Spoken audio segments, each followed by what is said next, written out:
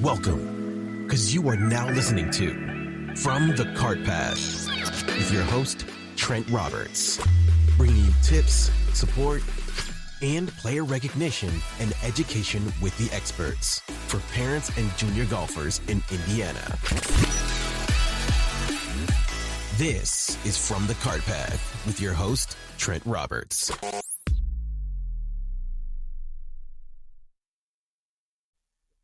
Hey, welcome everyone. This is Trent Roberts again with From the Cart Path. And I have a special guest this week, but let me introduce her first. As a junior golfer, she had 42 total tournament wins, qualified for 5 USGA U.S. Girls Junior Championships, and competed in several AJGA events. Her best finish was a second at the Stacey Lewis Open.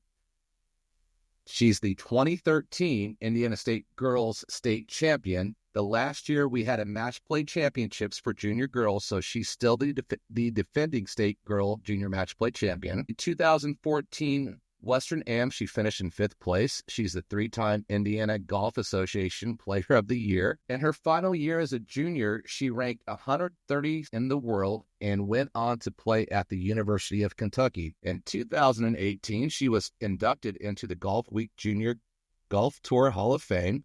And in 2020, she turned professional, and in 2022, she became a teaching professional. Today, she runs the Claire Cameron Golf Academy at Southern Dunes Golf Course on the south side of Indianapolis. We have much to discuss today, and I'm excited to have Claire Cameron on the podcast. But before that, Claire, there was a lot of tongue twisters in there, and I'm probably going to have to re-record that a few times. But welcome to the show. Yeah, thank you so much for having me. It's a pleasure. I'm excited. Great. So how did you get started in golf? Oh my gosh. My dad introduced me to the game when I was very young. I think about 5, 6 years old. Just kind of started hitting in the backyard and kind of knew from an early age that I liked it. And honestly, watched golf on TV with my dad and looked up to women professionals like Paula Kramer and Morgan Pressel and thought what they did was really cool and just knew that I wanted to play golf. I played some other sports, but nothing really stuck like golf. So yeah, just started at a very young age and fell in love with it very quickly. What course did you grow up on? So I grew up on Foxcliff Golf Club in Martinsville for a couple years. And then I transitioned over to Southern Dunes Golf Course on the south side of Indy in Greenwood. And that's now where I teach and give lessons out of. That's where my golf academy is. But I have been at Southern Dunes for 12, 13 years now. And that was my home course. So. Oh, wow. What are some of your best memories from your junior career? Oh my gosh. Traveling with my dad, many trips, long road trips, flights. I met Justin Thomas at an AJGA event. That was very cool. I met Justin Rose, probably finishing second at the AJGA Stacey Lewis in Arkansas. I don't remember what year that was, but it was so long ago. But that was a great memory. I also played in the Junior Orange Bowl International Championship, and going to Miami and playing with international kids was super fun. A lot of good memories. There's too many to name, honestly. What are some of your favorite Indiana memories? Winning the Indiana Girls State Junior Championship, and that whole week, like you said, it was the last time we had a match play championship. So it was those first 2 days of stroke play, and I remember playing pretty good. I think I finished third in the stroke play, and then getting into match play, and that was my first time really playing match play seriously, and just ended up winning all my matches and then winning the events. What do you think the difference between match play and stroke play is for a junior player? Yeah. I feel like match play, you have to learn how to be mentally tough, and you have to be mentally tough in stroke play. Don't get me wrong. But I feel like you really have to be mentally tough at match play to keep yourself in it. Because if you lose the hole, most juniors are going, I lost the hole. Like, they're not going to salvage that. Maybe as well as a college player, professional player would. I feel like it teaches you to be very mentally tough and to hang in there more than stroke play does. You have to do those things in stroke play, but you can kind of get away with it more in stroke play, if that makes sense. I think you also in match play too, it's you and that opponent versus in stroke play, it's you and the course, you and the whole field. there's a lot of differences. I would say I've always learned that when I have played match play, when I find myself playing the course, that's when I lose. Yeah. And I'm not playing the person across from me. And I remember a couple of years ago, I was playing in a match play event over at Ironwood, and the guy was not long off the tee. The guy had nothing going for him, but he could get up and down from everywhere. Yeah. And here I am trying to play long, trying to do my entire game, play the course like I would play it. Next thing you know, I'm 3 holes down after 9, and I'm playing the course and not him. Yeah. He's playing me. Yeah. I've already lost. And that's what happened. And then 2 days later, he and I are playing 18 holes together. I shoot 74, shoot 79. So it's like, yeah, you're right. It is about being mentally tough and playing the opponent, not the course. Yeah. So was that your biggest win in Indiana? Yes. Yeah. Yep. What was your biggest win not in Indiana? Well, I would say any of my Golf Week Junior Tour wins. And that's how you became inducted into the Hall of Fame. What was that like? How did they approach you with that? Oh my gosh. Well, I just want to say, Alex Martin and Grant Martin run Golf Week Junior Tour, and I've known them for several years. They are fantastic. So shout out to them. They run wonderful tournaments. They have been around for a long time. Yeah. Yeah. And they're such great guys. I know them personally and still talk to them to this day. And I would say they called me up and they said, okay, you're going to be inducted into our Hall of Fame. And also, you're going to get invited to the Junior Orange Bowl International Championship in Miami. And I was like, oh, great, awesome phone call. Thank you for getting right to it. They just kind of briefly told me, and I was like, I kind of saw it coming a little bit, but yeah, we just had a simple conversation, and I just thanked them for helping me, earn status to play AJGA, which then got me to college golf. They were really that stepping stone for me. And so when they inducted me into their Hall of Fame, I mean, obviously I was honored. I love them and what they do. So I would agree. I think what's great, since I have you on here, I think there are levels of tours to play. And I think Golf Week's the best one you can play in the Midwest. I agree. For competitive golf. And I'm seeing more and more of our girls and guys go down and play those at some great courses. Yeah. And I'm happy that this year, those tournaments are not during girls' high school golf season. Yep. Last year, they had a couple of them right during the middle of girls' high school season. Yeah. So therefore, nobody from our state's playing. Yeah. So I'm glad to see that they're going to purgatory during the regular year. Yeah. So with all that being said, you had a great junior career. Thank you. When your college recruiting experience started, let's go back to that time. What was those first couple of weeks like for you?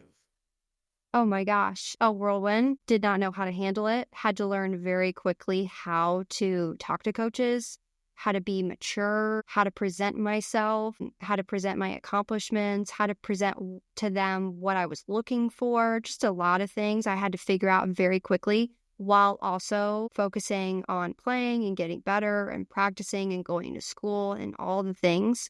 So I would say a whirlwind. Sometimes I think back and I'm like, how did I do that at such a young age? I think my parents were obviously a great help, and my swing coach at the time was a great help as well.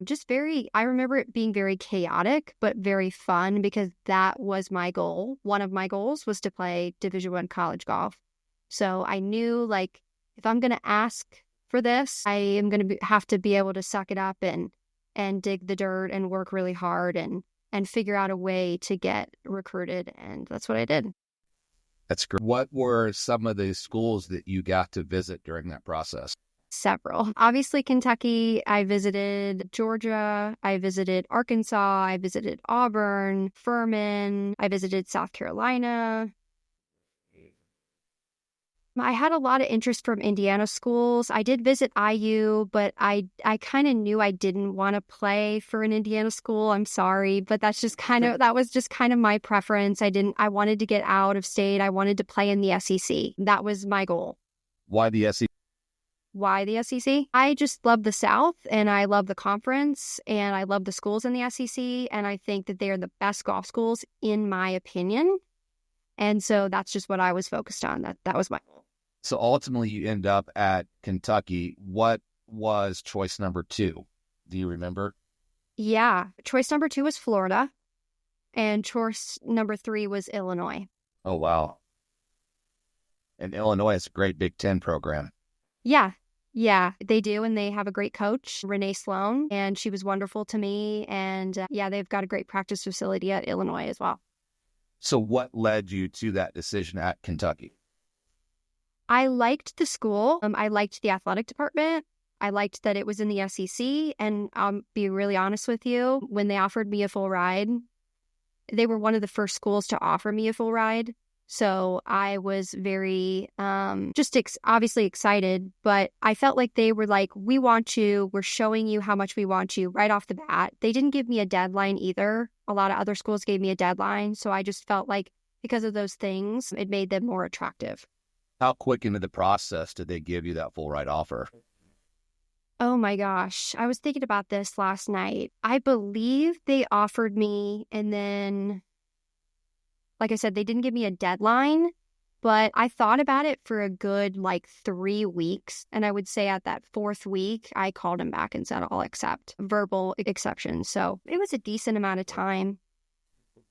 But you're glad you accepted earlier than waiting. Looking back, I think maybe I would have waited a little bit longer to see. Some other offers had come in, obviously, but I just thought that their offer was the best at the time. But now if I had to do it all over again, I would have probably waited and had been more patient. I think I was just so excited and had been working so hard for it for so long. I was waiting for that day. So, well, Claire, one of the things I know you're doing now is you want to work with your students and other kids around the area that are getting ready to go through this process. Yep. What do you think's different today than 10 years ago? Social media. Social media was obviously a thing when I was in high school, but it wasn't as popular as it is now. There was Instagram, there was Facebook, but they weren't used for college teams and the college recruiting process. So that's a huge difference. I didn't have Instagram until I think I was a senior in high school. I just didn't have it. Is Instagram? How old is Instagram? I can't even remember. I don't know. I don't know. But I almost want to go back now and look at my first post to see how long ago that is, because it does feel like it's been around for a while. Yeah, I mean, Twitter was a big thing at the time. But I mean, again, college coaches didn't use that to recruit or to share about their team. So it was really word of mouth and, hey, I'm going to come watch you play. And if I like you and if I like your parents, then I'll keep contacting you. Yeah. I would really just say that's the biggest difference. There's a lot of other NCAA rules now as well that were not in place when I was going through the process. So some things are the same, but there's a lot of things that aren't the same. So I don't know. It's just, it's an interesting setup now. It's crazy right now. And I would love to put you in touch with Lauren at some point just to learn some more. I think you guys would have a great connection. And it would be another I would love that. person that you could give your ear to. She could give you an ear and she could educate you on what's going on. I've learned so much from her. We love working with her. I'll do that introduction for you after this. I'll send her a text and give her your information and do the same. I think it'd be good because obviously you're both trying to do the same thing and help people out. Yeah. And you can only learn from each other. And you're right, social media is a big thing. And I see a lot of times these kids having 2 different accounts, and I don't think they realize they still need to make sure everything they post is good and not get themselves in trouble, I think, because that can be a quick turnoff to some coaches if they're not doing the right thing. For sure. It's the same as if, you're playing in a tournament and let's say you have a terrible attitude and you treat your parents terribly. Coaches are going to see that and that's going to turn them away. It's the exact same thing. It's just digital and virtual now. Sorry. What was the rule with your dad if you ever acted up on the course? Well, I never acted up. That's was a good thing. Never acted up. Anybody who knows me as a player would say that you could never tell if I was mad, if I was upset, if I was happy. You could never tell. I was like an ice queen. I still kind of am that way, but I made it my mission. It's also just a part of my personality. Yeah. You never let them see me sweat. That was what I was always thinking. So my dad, I don't remember him ever having to get on me because That's good. He knew I never was going to do that. Yeah, we've had some rules here. We've never had an issue with our daughter. She's always been great on the course. You go behave and act professional out there because that is your job, kind of in a way. because now you're, as I told somebody the other day, is your focus now is going through the recruiting process, finding the school that's right for you, not right for us, right for you. Yeah. And then you figure that out. And that's kind of why I think too, with you offering some recruiting services with your students and helping them is, I'll be the first one to be honest with you. I need to stay out of that as much as I can. Here I am with the podcast saying that, but at the same time it's her journey, not mine. And I think that's one of the reasons why we started this podcast was I hope other parents can do the same, because it's difficult on you as the player. And I'm sure it was difficult on you. I can't even imagine what life was like for your parents during that process. Yeah. So what was it like for them when you were going through this? Yeah, I think my dad he came to every tournament with me. He took me everywhere. He retired very early on in his life. And so he was able to financially support me and travel with me, whereas my mom wasn't as much with her job and her career. I mean, she was there as much as she could be, but it was really me and dad. They obviously sacrificed a lot.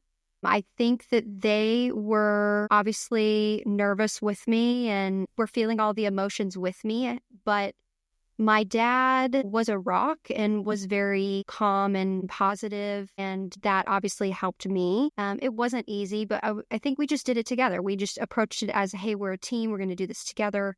And we got through it. I mean, that's truly what I remember. So 2020, you turned pro. Yeah. What was the plan when you turned pro? I'll be honest with you, didn't really have a plan. I had kind of taken some time away from playing after 15 years of playing competitively. I felt a little burnt out, I won't lie. But I now realize that was the Lord's plan for me in my life, because he put teaching and instruction into my life. So kind of that COVID year, obviously we were at home and couldn't go anywhere. And I had some people that I had known for a while, and their kids wanted to learn golf. And everybody's antsy and wanting to, get outside and do stuff. And so I had little kids in their backyard, and we were all wearing masks even though we were outside. And I kind of started teaching them, in a way, an informal lesson, and found, hey, like I really like this. This is something I enjoy. But that COVID year was tough. I mean, I couldn't really travel, and obviously not a lot of people could really travel. So I wasn't super focused on playing at that time. I think I needed a break from competitive golf, and then the instruction came right in after that. So yeah. So in 2022, you turned your passion into instruction, and it sounds like a lot of that came from COVID. So while COVID was a tough year, it actually led you down the path to where you found what you want to do with your life. Yeah. So 2022 kicks in.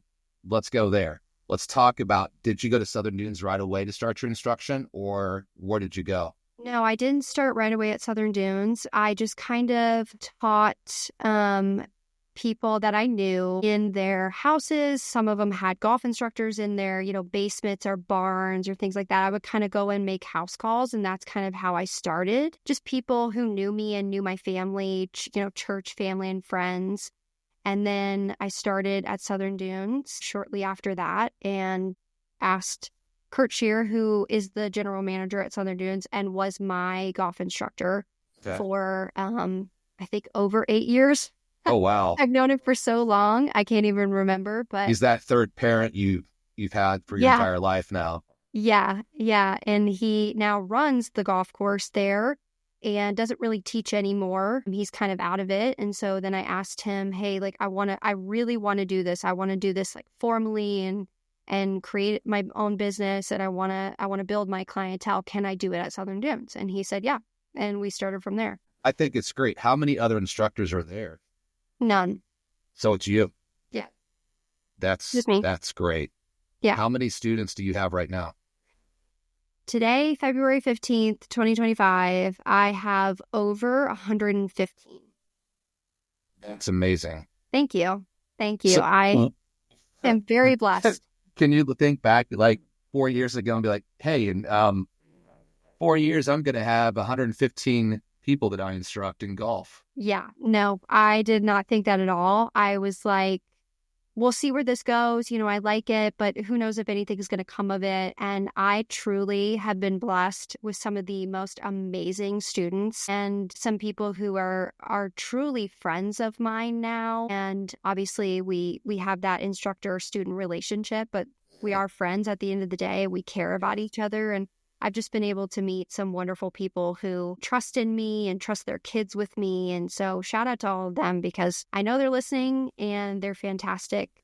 I'm excited because we're going to have a lot of listeners next week when I release this now. CCGA people, for sure, will be tuning in. They're excited. Great. So you've been instructing for a couple of years now. What do you think your strengths are as an instructor?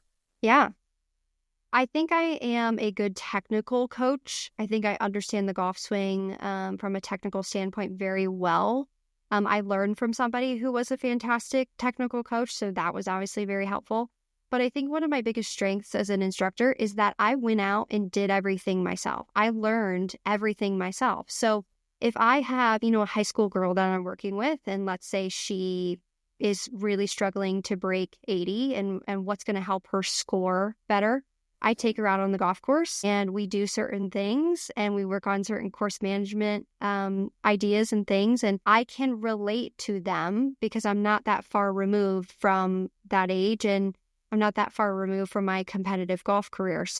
I think being able to relate to them is huge and they appreciate that. I've had students ask me, well, when you were this age or when you were in this position, what did you do about this? How did you go about it? And I think that they really appreciate that at the end of the day. So I think that's definitely one of my strengths. Great. I think course management, working with these kids is one of the best things you can do. I have spoken with a lot of instructors, making it fun. And you'll probably say the same thing in a second. He goes, just get on the course. Yeah. So with that, how has Southern Dunes been beneficial for you with your students? Extremely. They allow me and my students to go out on the golf course anytime we want. We hop in a cart. We can go to any hole we want. We can go to our par 3 golf course and work on short game and wedges. They give me pretty much full reign, and I am super appreciative of that. I think that is something that not a lot of instructors at courses can offer. And unfortunately, and I'm able to, so that's great. And I think my students have improved tremendously because of that. Because let's say, we're working on learning how to hit cut shots. We can stand on the range all day and we can hit to the same targets all day. But let's go out on the golf course for the last 10 minutes of the lesson and let's go and hit into a real green, into a real pin. Let's put you in that tournament situation or round situation and let's simulate that the best we can. And people love that and improve tremendously because of that. I agree with you. You have to do it on the course. You can't. I see so many kids that go indoors and they're hitting indoors all winter long. Yeah. They're hitting off the mats. And the first time they go outside, what's going on here? Well, you've been hitting off a mat for 3 months. Yeah. That's what's going on. And every shot off the mat's going to be perfect. Yeah. So, and I think even in instruction, it looks great because some courses only allow you to hit off the mat because they want to make sure that grass grows back quick. And and I hope and I'm sure all your students do the line. They've learned to hit a line, right? With the dirt so you can fill it and let it grow back. Because otherwise you look down to the left, you've got a guy my age that's played the game for 3 weeks and he's got divots in 27 different spots, right? So, they'll be one of those people. What are some of the biggest proud moments you've had so far with your students? Yeah. So Zoe Land is a student that I have who's been working with me for a while. She plays for Center Grove High School, and she came to me and was struggling with certain things and wants to play college golf and kind of looks up to me and my career, and is also somebody that I mentor through, this whole process as well. And when she broke 75 for the first time, and she called me and was ecstatic and got choked up, and I wanted to be there but couldn't because I had people I had to work with that day, and it just filled my heart, and it was just one of the greatest memories I have so far. Hopefully we have many more accomplishments to come in the future with my students so we can have more of those, but I would say that is the biggest one that stands out to me right now. Yeah, as a parent, I remember those low rounds. I remember the first Yeah. time that they happened. For Zoe, that's the moment you realize she's got it, she can do it, Yeah. and mentally she's there. It just was one of those moments too where she was so excited to share that with me. And obviously, you know, her family was there, so that she was excited with them. But the fact that she called me and she trusts me and has that personal relationship with me, and she knows how much I care. Yeah. And wanted to share that with me because that was something that we were working so hard for, was just one of my proudest moments. It made me feel like, hey, I'm doing something right. Yeah. Because not only, I mean, people can come in and take a golf lesson from me, but I want them to really know how much I care about them and their game. It's a partnership. Especially my kids. I call my students my kids. They're my kids. I mean, I see them every week or every 2 weeks, whatever it is, and I'm invested. I want them to be better than I was, truly. I hope they go and break records I set. I hope that they go and do other things that I've done. Or so it was a very proud moment, and I appreciated that she wanted to share that with me. I think that's great. I love it to hear that stuff, because as a parent, and I'm sure her parents probably feel the same way, is they found the right instructor for her. And she's a great student for you. You can share that story to future parents and teachers of, these are the relationships that I have. Yeah. Here's how I've built I don't even call it a business. Here's how I'm building my family. Yeah. You're all going to become a part of that family. And here's what it's going to be like to be a part of that. I'm going to make sure your journey gets from A to where you want to get it to be. And I think that's the difference between you and I've seen some of these younger instructors coming in right now. Well, thank you. I appreciate that. What are some of the things that newer players that you're doing to get younger players into the game? Yeah, great question. So I have seasonal kids golf camps that I run every season at Southern Dunes. Obviously, my spring and summer camps are a bit more popular because we're able to be outside and we're in the sun, we're in the warm weather, all that stuff. But I do have fall and winter camps as well. And I try to make those fun, interactive. Last year in the fall, I did a girls only kids golf camp where we did golf instruction inside because it was obviously getting cold. And then we did a friendship bracelet craft. And it was around the time that like the kind of Taylor Swift popularity was happening. And there was a lot of little girls that I got connected with, and I came up with the idea. And doing golf instruction with little kids is obviously fun, and you can keep them engaged, but also having something too that they can look forward to and bond with me, which was that friendship bracelet craft, was, I think, a successful idea. So I try to post about that on my Instagram and put it out on Southern Dunes website, and just try to make those group kids activities fun, because they're lessons, yes, they're instruction, but I don't want to take them too seriously with little kids because, again, we have to make it fun for them. We have to keep them engaged. So I've been trying to work on that and build that and grow it. But then I also have some older kids who do one-on-one lessons with me as well. So how much time do you leave for yourself during the week? Not very much. Not very much. The life of a golf instructor. Yeah. I have to schedule time with myself and pay myself so I can have time for myself. Yeah, not very much. My family understands that, after school, when kids are in school, is prime time for me. So I get home at sometimes 8:30, 9 o'clock and go right to bed. And I'm working on the weekends, but I love what I do. I love my kids. I truly do. I love when they come in and they say, Miss Claire, I hit a 200-yard drive the other day, or I finally feel comfortable with holding my hands forward and compressing the back of the ball now, or, something like that. So things they couldn't talk about 3 weeks before that you're educating them on. Yeah. So it doesn't just sound, it doesn't sound like you're just saying, okay, do this with your swing, do that with your swing. Let's talk about this. Let's break it down. And you're bringing it down to the level of which they can understand. Yeah. Yeah.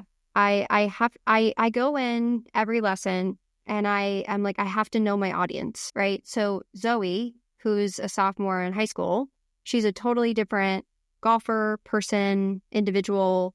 She's a totally different audience from a little 9-year-old boy. It's just, I have to shift my mind And I teach very similarly with everybody, but just I teach in different ways, certain things with certain people. So I hope that makes sense. Yeah. And she's and I'll be honest, Zoe is at a high school where it's tough.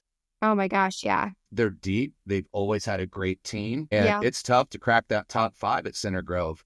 Yeah. There's maybe 6 or 7 schools in the state where Yeah. if you make that top 5, you're a player. Yeah. And they're one of them. And we see that every year and year out. It's the state championships, which is always tough. Yeah. Speaking of state. Oh, sorry. So, no. Speaking of high school state, how many times did you experience going to that level? The high school state tournament? Yep. Did you play all 4 years in high school? No. How many years? I went a very unique route. Okay. Because I knew what I wanted from a very, very early age. And not a lot of people understood at the time why I was doing what I was doing. So I played my freshman, sophomore year and finished second, I believe, my sophomore year. I don't remember exactly. Forgive me. Oh, you're fine. Came close to winning. I think I lost in a playoff. But I just felt like it wasn't challenging me. And I wanted to play in more AJGA, and I was able to. I had earned more status in AJGA at that time from Golf Week. And I'll be honest, I just felt like I was kind of wasting my time. And nothing against high school golf. If you want to play high school golf, that's great. I think that's awesome. But for me, personally, I did not feel like it was helpful. I didn't feel like it was beneficial. And again, anybody who knows me knows that I knew what I wanted. And I was like, nothing's going to stop me. I'm going to get there. I didn't go to a Center Grove. So I didn't go to a big school like that. So maybe if I would have, things would have been different. But for me, I knew I wanted to play nationally. I started playing in IGA, but then graduated to Golf Week and then went into AJGA. I just knew those were the stepping stones I wanted to follow. And I think that's kind of the same conversation. And I know you listened to Braden's conversation with me. And even his coach this year, when he's going to Cincinnati here in a year, the Cincinnati coach even kind of made the comment, what about resting from high school this year? And Braden's comment was, I have the opportunity to be the first back-to-back state championship since 1995. Yeah. And I think he wants to go for that. And it's difficult if you go to a school, and I know where you went to high school and they have the most state championships in the state, but I know it's not the same program as it was back in those days. Yep. But it's not easy to make it to state as an individual. Uh-huh. And especially if you look at like where the Franklin Regional, where I think you would play through, that's gotten tough. And I think and I think even he kind of made that comment, and I know he knows several players that they've made the same decision as you is they don't go to a big school. So they're not playing at the big tournaments during the high school season. And I think I don't blame you one bit. I think you did what was right for you and at that time. And I think everybody needs to do what's best for them. So, but no, I wanted to ask, because I always like asking that high school question, because I think it's different, because as a parent, when you go watch the number of people that go watch those kids, I don't think you can go to a collegiate tournament and get as many people that come out and watch. Yeah. And I think it's great. Like if they feel like they want to play for their high school and they have friends on the team and they love their school and they want to do that, I mean, more power to you. I just felt, like you said, for me, it just wasn't the right fit.